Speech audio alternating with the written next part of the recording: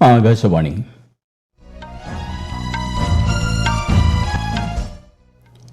നമസ്കാരം. വാർത്തകൾ വായിക്കുന്നത് ഗോപകുമാർ.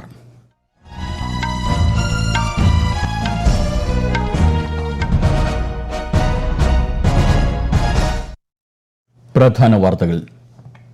വയനാട് ഉരുൾപൊട്ടൽ ദുരന്തത്തിൽ മരണസംഖ്യ ഉയരുന്നു. 47 മൃതദേഹങ്ങൾ ഇതിനകം കണ്ടെത്തി.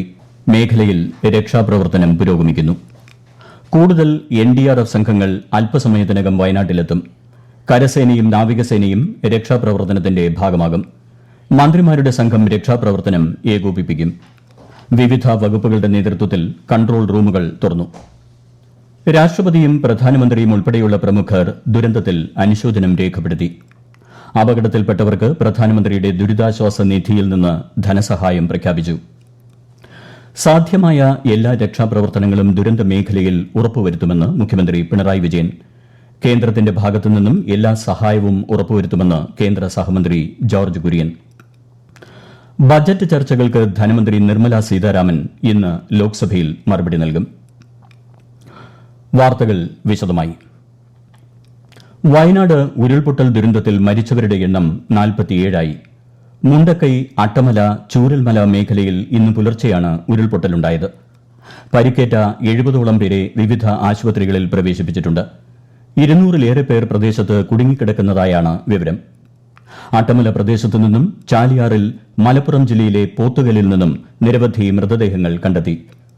ആദ്യം ഉരുൾപൊട്ടിയ മുണ്ടക്കൈ ഭാഗത്തേക്ക് ഇതുവരെ രക്ഷാപ്രവർത്തകർക്ക് എത്താൻ കഴിഞ്ഞിട്ടില്ല.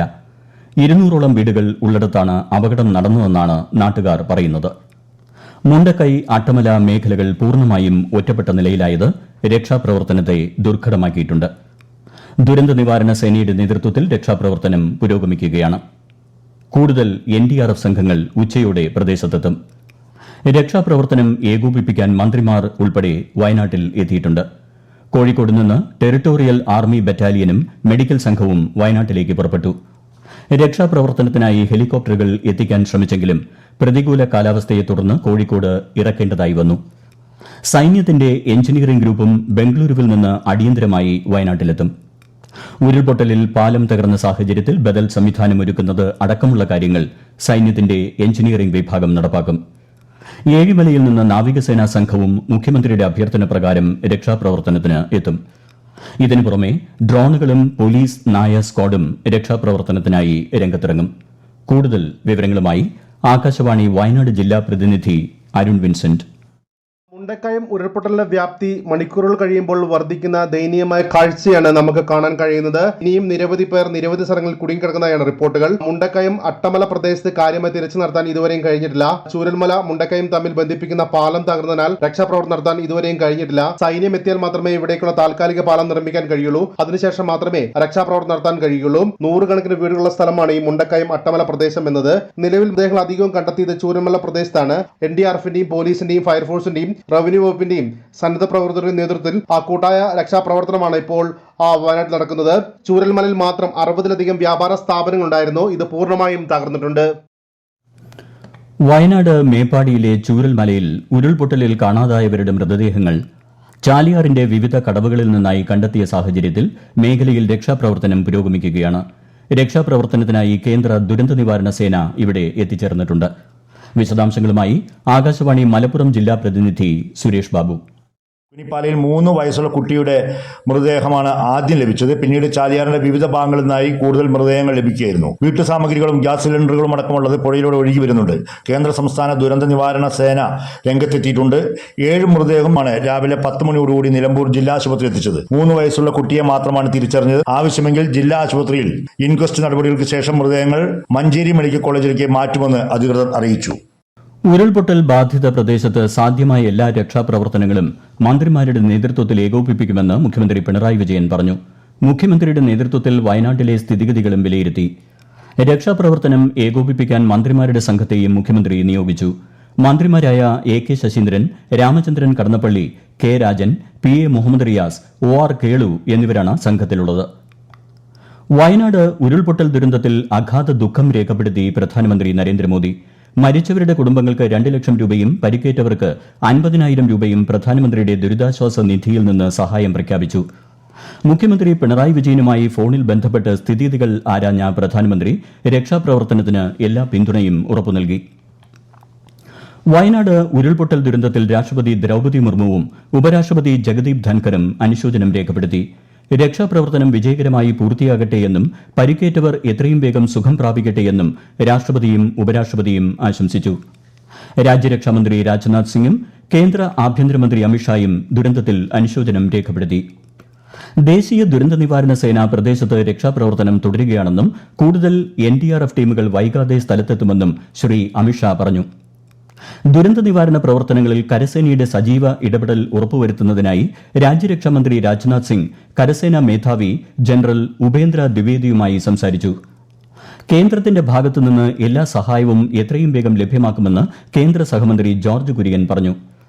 പ്രധാനമന്ത്രി നരേന്ദ്രമോദി നേരിട്ട് സ്ഥിതിഗതികൾ വിലയിരുത്തുന്നുണ്ടെന്നും അദ്ദേഹം മാധ്യമങ്ങളോട് വ്യക്തമാക്കി.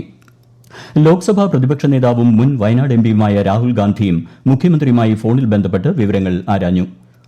രക്ഷാപ്രവർത്തനം ഊർജിതമാക്കാൻ കേന്ദ്രമന്ത്രിമാരുമായി സംസാരിക്കുമെന്നും രാഹുൽ ഗാന്ധി അറിയിച്ചു. പ്രതിപക്ഷ നേതാവ് VD സതീശനും അപകടസ്ഥലത്തേക്ക് തിരിച്ചിട്ടുണ്ട്. ദുരന്തത്തിന്റെ പശ്ചാത്തലത്തിൽ സംസ്ഥാന സർക്കാരിന്റെ ഇന്നത്തെ എല്ലാ പൊതുപരിപാടികളും മാറ്റിവച്ചു. വയനാട് ഉരുൾപൊട്ടലിന്റെ സാഹചര്യത്തിൽ വയനാട് മാത്രമല്ല സമീപ ജില്ലകളായ മലപ്പുറം, കോഴിക്കോട് തുടങ്ങിയ വടക്കൻ ജില്ലകളിലും ശ്രദ്ധ കേന്ദ്രീകരിക്കാൻ ആരോഗ്യമന്ത്രി വീണ ജോർജ് നിർദ്ദേശം നൽകി. ആശുപത്രികളിൽ അധിക സൌകര്യങ്ങൾ ഒരുക്കണമെന്നും മന്ത്രി നിർദ്ദേശിച്ചു. വയനാട് അധികമായി ആരോഗ്യ പ്രവർത്തകരെ നിയോഗിക്കണം. കോഴിക്കോട് മെഡിക്കൽ കോളേജിൽ നിന്നും കണ്ണൂരിൽ നിന്നുമുള്ള ടീമുകൾ ഇവിടേക്ക് പുറപ്പെട്ടിട്ടുണ്ട്. സംസ്ഥാന വ്യാപകമായി ലീവിലുള്ള ആരോഗ്യ പ്രവർത്തകർ അടിയന്തരമായി തിരികെ ജോലിയിൽ പ്രവേശിക്കാനും ആരോഗ്യമന്ത്രി നിർദ്ദേശം നൽകി. വയനാട്ടിൽ വിവിധ വകുപ്പുകളുടെ നേതൃത്വത്തിൽ കൺട്രോൾ റൂമുകൾ തുറന്നു. ആരോഗ്യവകുപ്പിന്റെ കൺട്രോൾ റൂമുകളിൽ 96 56 93 86 89 എന്നീ നമ്പറിലോ 8086010833 എന്ന നമ്പറിലോ ബന്ധപ്പെടാം. പോലീസ് ആസ്ഥാനത്തും പ്രത്യേക കൺട്രോൾ റൂം പ്രവർത്തനം ആരംഭിച്ചിട്ടുണ്ട്. 24 മണിക്കൂർ പ്രവർത്തിക്കുന്ന കൺട്രോൾ റൂമിൽ 9497900402 എന്ന നമ്പറിലോ 047127211566 എന്ന നമ്പറിലോ ബന്ധപ്പെടാം. വയനാട് ജില്ലാ ഭരണകൂടം സജ്ജീകരിച്ച കൺട്രോൾ റൂമിൽ 1077 എന്ന ടോൾ ഫ്രീ നമ്പറിലും ബന്ധപ്പെടാം. കേരളത്തിൽ ശക്തമായ മഴ തുടരുന്നു. മലപ്പുറം, കണ്ണൂർ, കോഴിക്കോട്, വയനാട്, കാസർഗോഡ് ജില്ലകളിൽ ഇന്ന് ചുവപ്പ് ജാഗ്രത പ്രഖ്യാപിച്ചിട്ടുണ്ട്. പത്തനംതിട്ട, ആലപ്പുഴ, കോട്ടയം, എറണാകുളം, ഇടുക്കി, തൃശൂർ, പാലക്കാട് ജില്ലകളിൽ ഓറഞ്ച് ജാഗ്രതയാണ്. തിരുവനന്തപുരത്തും കൊല്ലത്തും മഞ്ഞ ജാഗ്രതയും പ്രഖ്യാപിച്ചിട്ടുണ്ട്. 10 ജില്ലകളിലെ വിദ്യാഭ്യാസ സ്ഥാപനങ്ങൾക്ക് ഇന്ന് അവധിയാണ്. കേരള, കർണാടക, ലക്ഷദ്വീപ് തീരങ്ങളിൽ മത്സ്യബന്ധനത്തിന് വിലക്ക് ഏർപ്പെടുത്തി. ഈ വാർത്തകൾ ആകാശവാണിയിൽ നിന്ന്. വയനാട് ദുരന്തത്തിന്റെ പശ്ചാത്തലത്തിൽ ആകാശവാണി തിരുവനന്തപുരം പ്രാദേശിക വാർത്താ വിഭാഗം ഇന്ന് പ്രത്യേക വാർത്താ ബുള്ളറ്റിൻ പ്രക്ഷേപണം ചെയ്യും.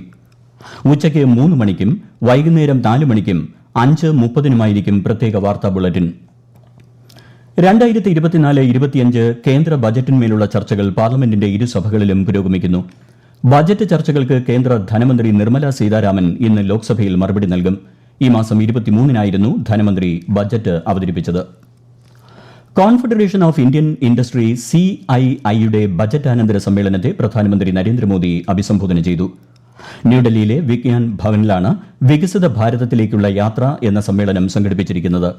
രാജ്യത്തിന്റെ വളർച്ചയിൽ വ്യവസായ മേഖലയുടെ പങ്കിനെക്കുറിച്ചുള്ള സർക്കാരിന്റെ കാഴ്ചപ്പാട് സമ്മേളനത്തിൽ അവതരിപ്പിക്കും.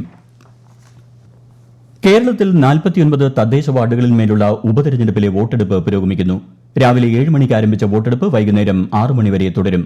വയനാട് ഒഴികെയുള്ള 13 ജില്ലകളിലെ 1 ജില്ലാ പഞ്ചായത്ത്, 4 ബ്ലോക്ക് പഞ്ചായത്ത്, 6 മുനിസിപ്പാലിറ്റി, 38 ഗ്രാമപഞ്ചായത്ത് വാർഡുകളിലാണ് ഉപതെരഞ്ഞെടുപ്പ് നടക്കുന്നത്.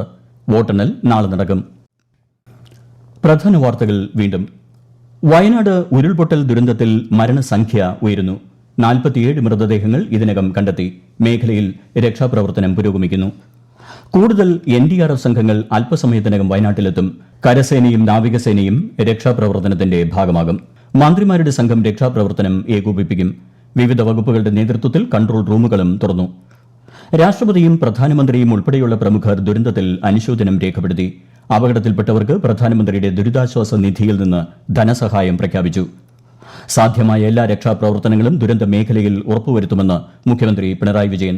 കേന്ദ്രത്തിന്റെ ഭാഗത്തു നിന്നും എല്ലാ സഹായവും ഉറപ്പുവരുത്തുമെന്ന് കേന്ദ്ര സഹമന്ത്രി ജോർജ് കുര്യൻ. ബജറ്റ് ചർച്ചകൾക്ക് ധനമന്ത്രി നിർമ്മല സീതാരാമൻ ഇന്ന് ലോക്സഭയിൽ മറുപടി നൽകും.